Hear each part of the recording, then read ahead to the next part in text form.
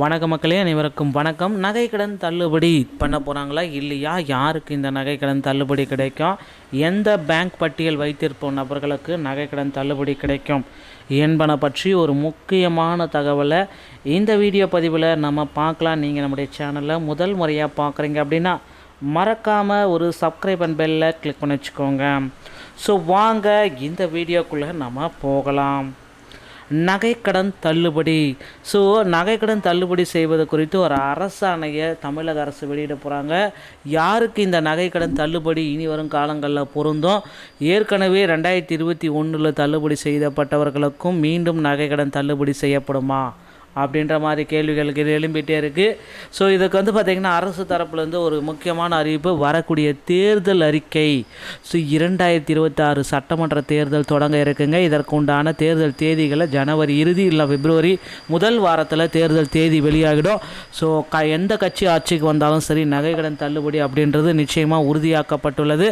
அதனால் நகைக்கடன் தள்ளுபடியை எல்லா கட்சிகளுமே அறிவிக்க போகிறாங்க. ஸோ எந்த அளவுக்கு பார்த்திங்கன்னா நகைக்கடன்களை நீங்கள் வாங்க முடியும்? ஏன்னா நகையுடைய ரேட்டு பார்த்திங்கன்னா நாளுக்கு நாள் நேரத்தில் ஒரே நாளில் 3000 பக்கம் ஏறிச்சு. 1,13,000 வரைக்கும் நகையுடைய ரேட் இப்போ ஒரு பவுனுடைய ரேட் இப்படி இருக்கிற சுச்சுவேஷனில் நகைக்கடனுடைய தள்ளுபடி எந்த அளவுக்கு சாத்தியமாகும் அப்படின்ற மாதிரி கேள்விக்குறிகள் இருக்குது. நகைக்கடன் தள்ளுபடி கண்டிப்பாக கொடுக்க போகிறாங்க. ஸோ எந்த கட்சி ஆட்சிக்கு வந்தாலும் சரி, நீங்கள் 5 சவரன், அதாவது 3லிருந்து 5 சவரனுக்குள்ளே வச்சுருந்தீங்க அப்படின்னா 3 லட்சத்துலேருந்து 4 லட்சம் வரைக்கும் உங்களுக்கு தள்ளுபடி கொடுக்க போகிறாங்க. அதுவும் இல்லாமல் இப்போ எல்லாமே பார்த்திங்கன்னா கூட்டுறவு வங்கிகளில் உடனடியாக உங்களுக்கு உண்டான நகை கடன்களை வழங்குறாங்க.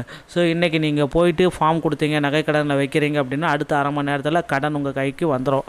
ஸோ அந்தளவுக்கு பார்த்திங்கன்னா கூட்டுறவு வங்கிகளும் வேகமாக தான் செயல்பட்டு வருது.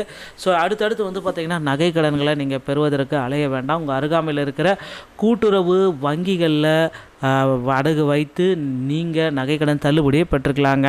அதுவும் நேஷனலைஸ் பேங்க் ஒரு 7 பேங்க்கு, கூட்டுறவு வங்கி, தொடக்க வேளாண் கூட்டுறவு வங்கி, இந்த மாதிரி ஒரு 8 வங்கியில் மட்டும்தான் இந்த நகைக்கடன் தள்ளுபடி அப்படின்றது கிடைக்கும். எல்லா வங்கியிலையும் போய் பார்த்தீங்க அப்படின்னா கிடைக்காது.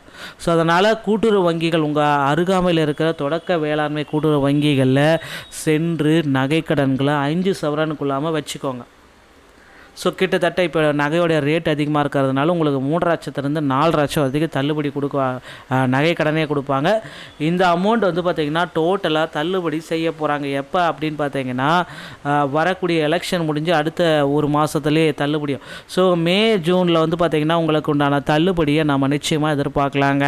ஸோ எந்த நாளுக்குள்ளார நீங்கள் வைக்கணும்? இப்போ இதுதான் உங்களுக்கு இருக்கிற எல்லோரும் மத்தியிலுமே இருக்கிற சந்தேகம் அப்படின்னு பார்த்தீங்கன்னா ஜனவரி 31 அருகாமையில் இருக்கிற கூட்டுறவு வங்கிகளில் வைக்கணும். ஏன்னா தேர்தல் தேதி அனௌன்ஸ்மெண்ட் பண்ணிட்டாங்க அப்படின்னா அதுக்கு முன்னாடி பார்த்திங்கன்னா இருக்கிறது எல்லாமே தள்ளுபடி செய்ய முடியாதுன்ற அளவுக்கு போயிடும்.